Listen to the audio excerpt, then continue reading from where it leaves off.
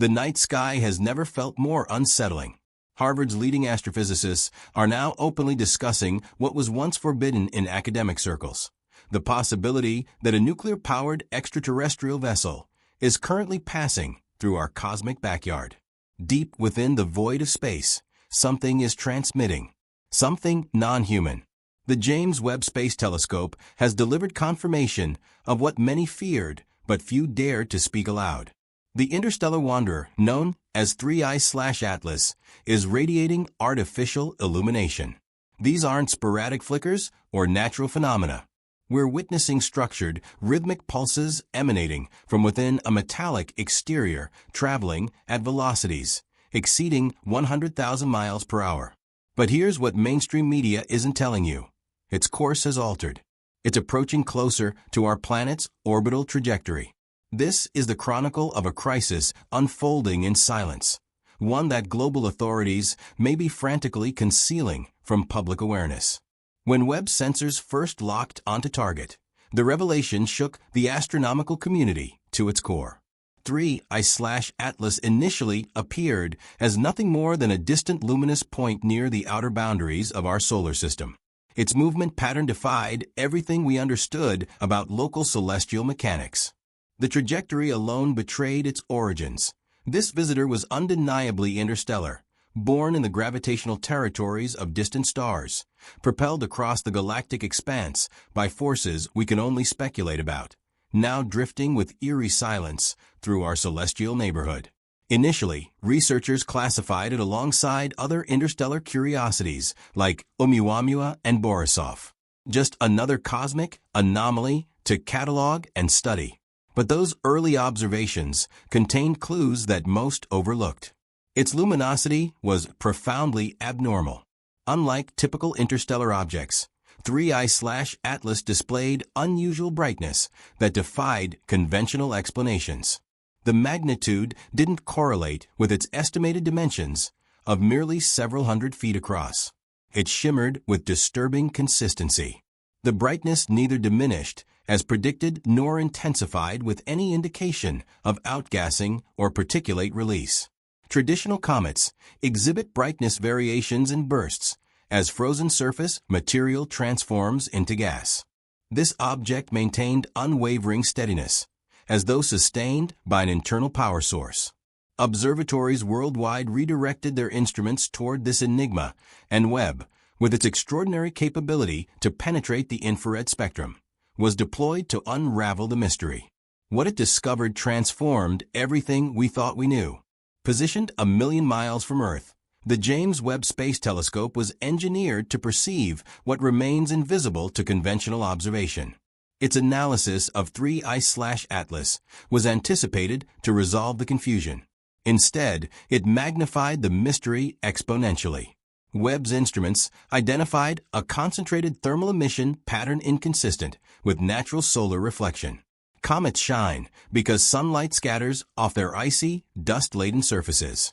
But 3I/Atlas exhibited an internal heat signature, energy radiating outward from its core rather than reflected from its surface. This wasn't scattered illumination. This was emitted radiation. The thermal mapping unveiled patterns that pulsed faintly, irregularly, and most disturbingly, appeared to cycle at specific intervals. That rhythmic behavior suggested not randomness, but intentional design. Scientists at NASA and the European Space Agency proposed increasingly exotic explanations: unusual radioactive decay processes, subsurface frictional heating, perhaps even isotopes of non-terrestrial origin. But as additional data accumulated, each theory crumbled under scrutiny. The only explanation remaining on the table was the one nobody wanted to document officially. This object might be artificially powered. The anomalous behavior extended far beyond thermal emissions. What truly confounded the scientific community was the complete absence of a coma, the characteristic fuzzy envelope of gas and dust that surrounds a comet's nucleus. Even as 3I/Atlas ventured closer to solar radiation, it refused to shed material.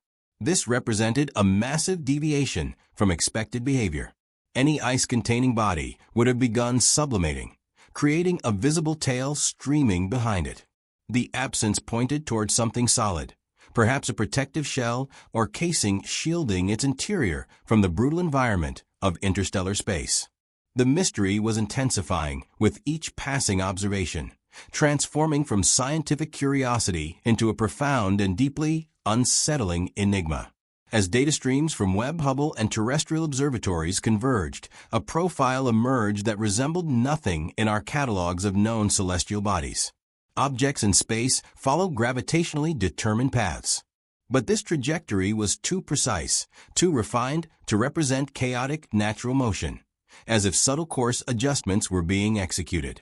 Its rotation exhibited unnatural stability, with smooth spinning that contradicted the typical tumbling motion of asteroids. Its lack of cometary features, even when exposed to intense solar radiation, strongly indicated a protective exterior shell. Then came the finding that ignited controversy across the astronomical establishment. The albedo or reflectivity measurement of its surface approached nearly perfect in certain regions, matching that of polished metal. Not rock formations, not ice deposits, not dust accumulation. Metal. The implications reverberated like a seismic shock through the scientific community. If the object was metallic, structurally sound, and generating its own energy, then researchers were no longer observing a natural phenomenon. They were observing technology. Suddenly, the term probe began circulating in private communications and encrypted video conferences. Other designations followed: beacon, craft, even artifact. The possibility that this represented an alien spacecraft was no longer confined to fringe speculation. It was now being discussed in institutional correspondence behind secured firewalls. The scientific establishment was confronting a paradigm shift of unprecedented magnitude. Every data point directed attention away from natural origins toward something deliberately engineered. This wasn't merely a discovery. This was potentially humanity's first contact. And it was occurring silently, millions of miles beyond public awareness. Perhaps the most compelling evidence wasn't the thermal readings or the metallic signature. It was the light itself. Photometric analysis revealed something chilling. The illumination emanating from 3I/Atlas was concentrated in a narrow spectrum band. This wasn't broad-spectrum natural reflection of sunlight, but controlled emission of specific wavelengths. This precisely mirrors what we accomplish with LED arrays and spacecraft communication beacons. Furthermore, this band included frequencies commonly utilized in communication and guidance systems right here on Earth. The intensity of the illumination also appeared to respond subtly to solar radiation exposure, as though an onboard system was modulating it in real time. It flickered not randomly, but with strange intermittent pulsing. Astronomers processed the data through every known signal analysis model. The results proved inconclusive yet meaningful. Some researchers claimed the pulses resembled binary sequences. The conclusion became undeniable. This was not a passive object. It was performing deliberate functions.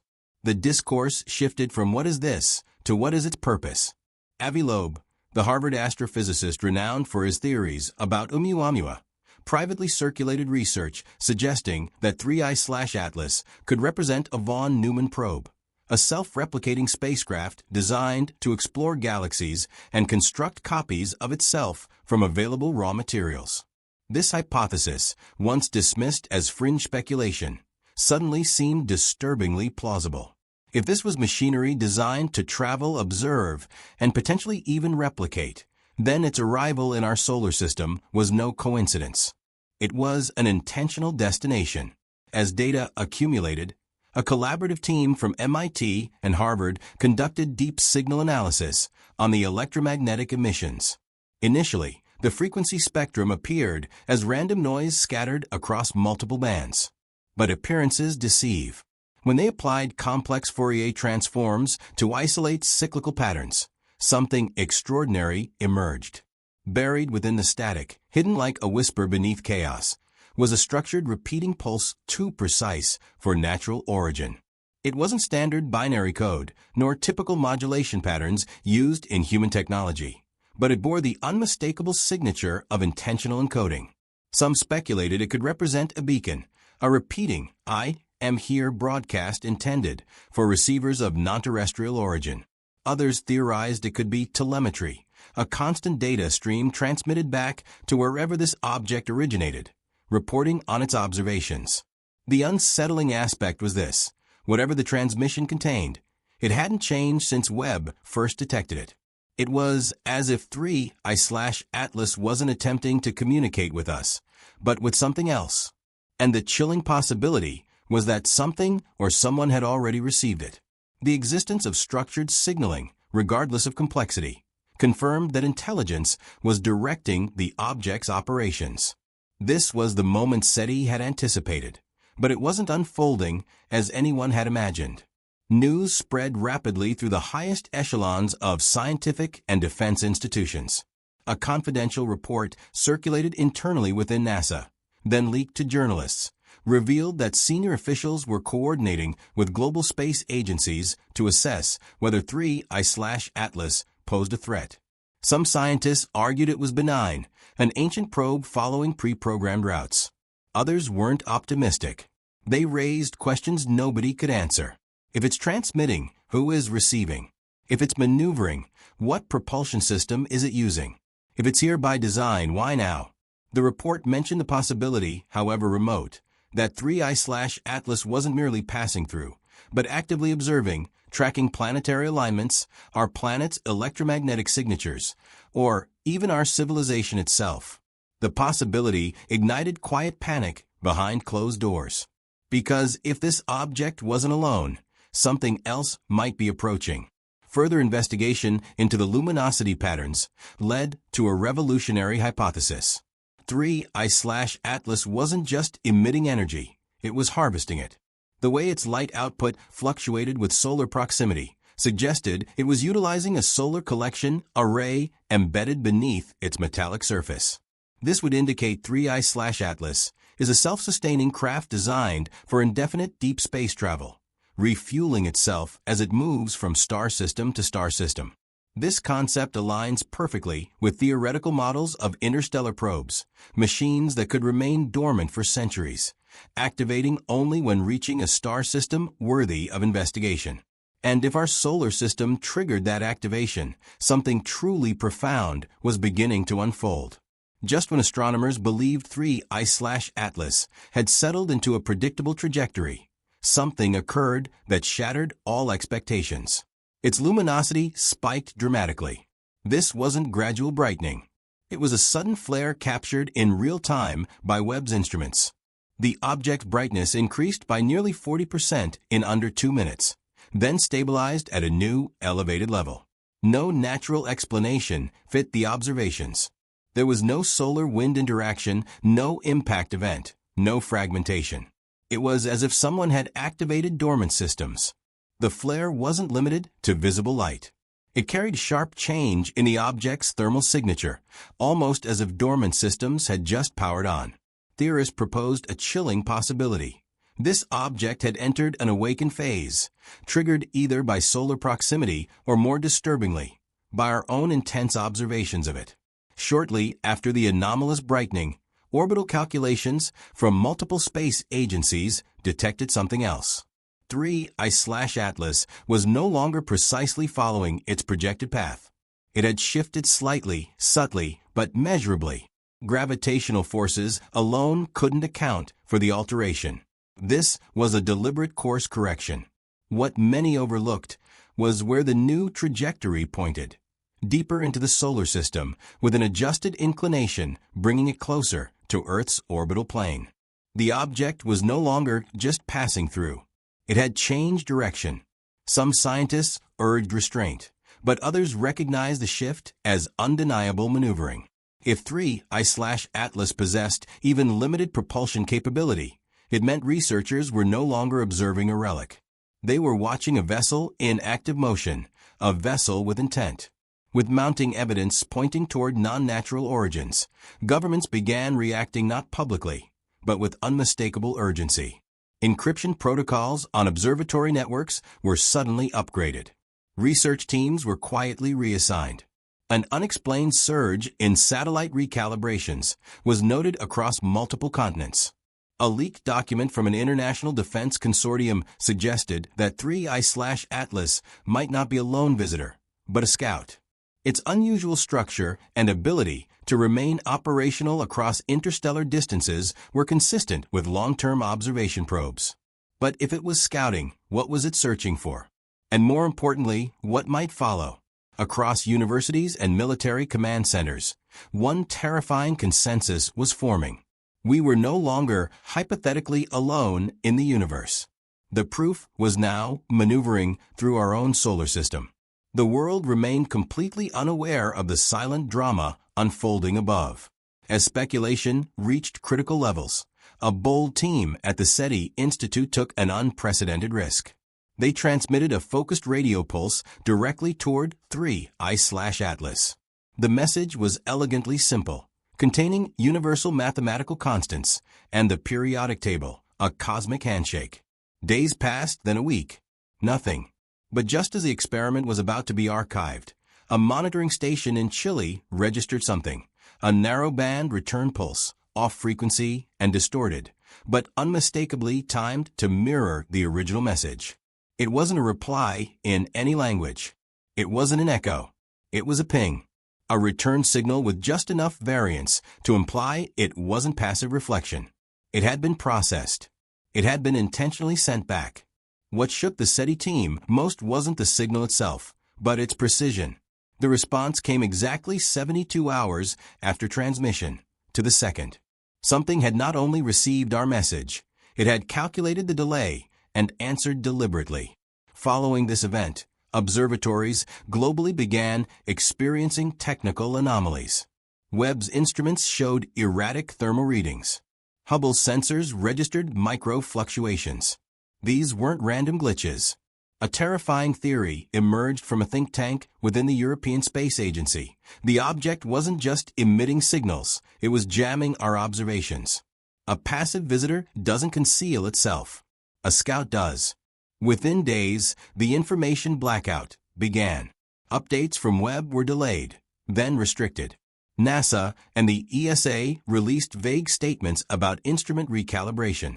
What was once a global scientific mystery had now become a classified strategic asset. Truth, it seems, dies in silence. What happens when an ancient silent observer finally decides to stop watching and starts acting? The lights flickering inside 3I/Atlas may be humanity's first glimpse of intelligence beyond Earth, or they may be something far more unsettling. A warning we're only beginning to understand.